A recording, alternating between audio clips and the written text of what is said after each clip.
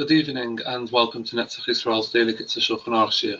Tonight we're going to continue Siman Samachei, Hilchos Ribis, the halachas of charging interest, and we're going to go from Seif Chof Beis.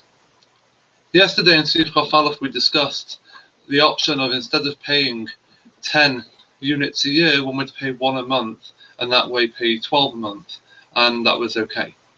However, says the Kitzur Shulchan Aruch, B'dafka b'skiras karka, mutar lo leharbat binyan hazeh, one is only allowed to pay extra when renting property.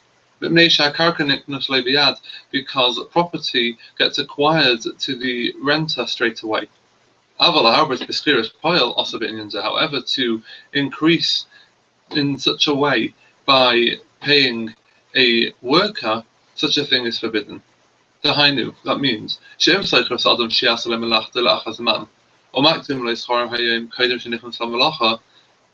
if one hires a worker to start working with him in, say, a week's time, and he pays him early before he begins work, and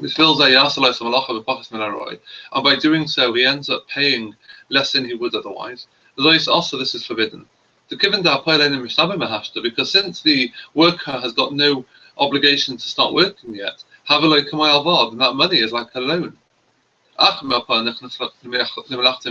if the worker begins working immediately, even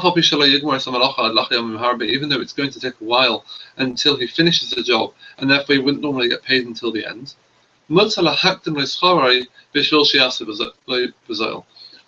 in such a scenario to pay him earlier and agree to pay him less.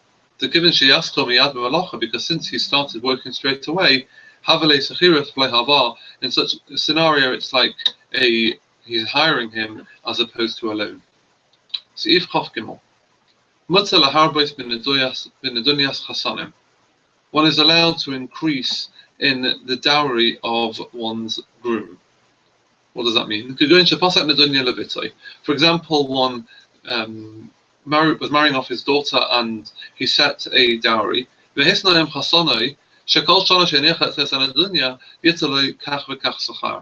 And he made a deal with his son-in-law that says the longer he leaves this dowry in the father-in-law's savings account, the father-in-law would give him a little bit extra for as long as he left it. It is permissible in such a scenario, because in this case it's as if he's just adding on to the dowry. Okay, look, and it's as if the father-in-law is saying to his new son-in-law, I'm giving you a present for this and this time. If I don't give it to you by the assigned date, then I'm going to add on to how much I owe you. The mutter, that is, in such a case, it's mutter because it's just a present. But and specifically, this is okay when he made the deal with him at the time when he wrote out the arrangement at the time of the engagement. Because since he had no obligations to him before the engagement, therefore it's all one big obligation.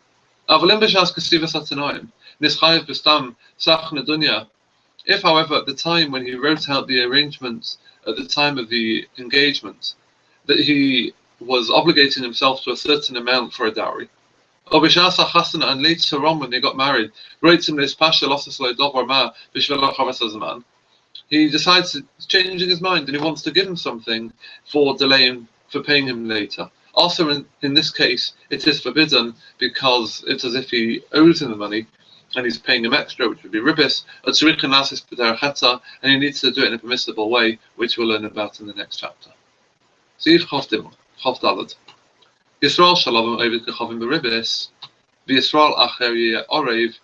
A Jewish person is only forbidden to charge interest or to borrow with interest from another Jewish person.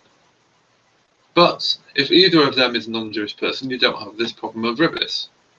However, if he borrowed money from a non-Jewish person and a third person, a Jewish person, was a guarantor, if you've got the scenario where the non-Jewish moneylender cannot claim initially, cannot go directly to this person, to the guarantor, sorry. You can only go to the guarantor in a case where the borrower, does not have the money. Mutter, in this case, it's permissible because the guarantor does not act as a borrower. However, in a scenario where the money lender can go directly to the guarantor, even without going initially to the borrower, if so, it's as if the guarantor borrowed from the non-Jew and then loaned the money to the Jew. And therefore it's forbidden in this case. Similarly, for the same reason, if a non-Jewish person borrowed from a Jewish person with interest, and the third person, the middle person who acts as a guarantor, is Jewish, if, like in a normal case of a guarantor, the money lender cannot go directly to the guarantor, and you can only go to the guarantor in a scenario where the non-Jewish borrower has no money. Mutter, in that case, it's permissible, because it's not as if the guarantor is acting as a borrower. However, in a scenario where he's allowed to go, the money lender can go directly to the guarantor. If so, in such a scenario, then the guarantor acts just like a borrower himself, and in such a case it would be forbidden. However, in this case, if in this case the Jewish person agreed to be a guarantor only on the principle v'lo other ribis and not on the extra interest, that would always have to be from the borrower. Mutter, then in such a case it would be permissible to be a Jewish guarantor in such a loan. Thanks very much for watching.